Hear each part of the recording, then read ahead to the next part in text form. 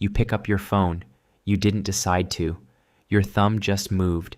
You unlock it, scroll for a second, and then you stop and ask yourself why you're even holding it.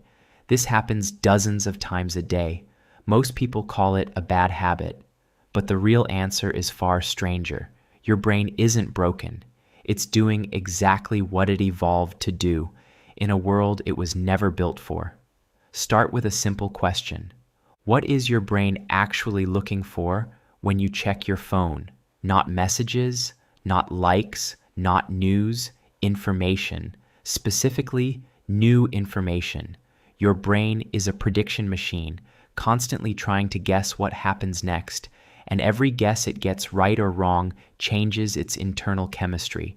This is where dopamine comes in, and almost everyone gets dopamine wrong. Dopamine is not the pleasure chemical. That's the myth. Neuroscientist Kent Berridge at the University of Michigan spent decades separating two things people had always assumed were the same: wanting and liking. Liking is the warm satisfaction of actually getting something good. Wanting is the electric pull toward getting it.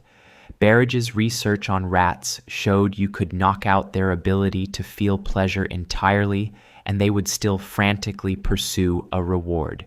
They wanted it. They just couldn't enjoy it once they had it. Dopamine, it turns out, isn't the reward itself. It's the chemical of anticipation. It fires hardest in the seconds before you get something, not after. Hold that thought. Now go back further, much further. 200,000 years ago, your ancestors were not scrolling. They were foraging. Every single day, they had to decide where to look for food, when a hunt was worth the effort, and when to give up and try somewhere else. This wasn't optional. It was survival. And it turns out this kind of decision-making has a very specific pattern. Anthropologist Frank Marlowe spent years studying the Hadza, one of the last hunter-gatherer societies on Earth in Tanzania. He documented how their foraging decisions weren't random or constant. They were driven by unpredictability. A patch of berries that always had berries wasn't that interesting. A patch that sometimes had a lot, sometimes had nothing, and sometimes had something amazing, kept pulling people back. The uncertainty itself was the hook. This is not a coincidence. It's a mechanism. Your brain evolved to chase unpredictable rewards harder than predictable ones. And this is exactly where B.F. Skinner walks into the story. In the 1950s, Skinner ran a series of experiments on pigeons that would end up explaining more about human behavior than almost anything else in psychology. He built a box with a lever. Press the lever, get food. Simple enough. But then he changed the rules. Instead of food every time, the pigeons got food at random intervals, sometimes after one press, sometimes after 20. No pattern, no way to predict it. What happened next surprised even Skinner. Pigeons on a fixed reward schedule, food every single time, pressed the lever calmly, only when hungry. But pigeons on the random schedule pressed the lever obsessively, compulsively, even when they weren't hungry, even when nothing was coming. Skinner called this variable ratio reinforcement, and it turned out to be the most powerful behavioral hook ever discovered in a laboratory, stronger than guaranteed reward, stronger than punishment. Unpredictability itself became the addiction. Does any of this sound familiar yet? Your phone runs on the exact same principle. Every time you refresh a feed, you don't know what you'll get. Maybe nothing interesting. Maybe a message from someone you like. Maybe something that makes you laugh. Maybe nothing at all. You can't predict it. And your brain, the same brain that evolved to chase unpredictable berry patches on the savanna, cannot resist checking just one more time to see what's there.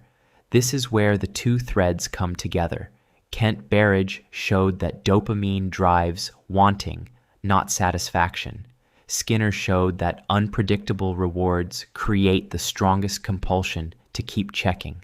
And Frank Marlowe showed that this exact hunting instinct, chasing uncertain payoff, was written into your ancestors' daily survival for hundreds of thousands of years before agriculture, before cities, before anything resembling the modern world.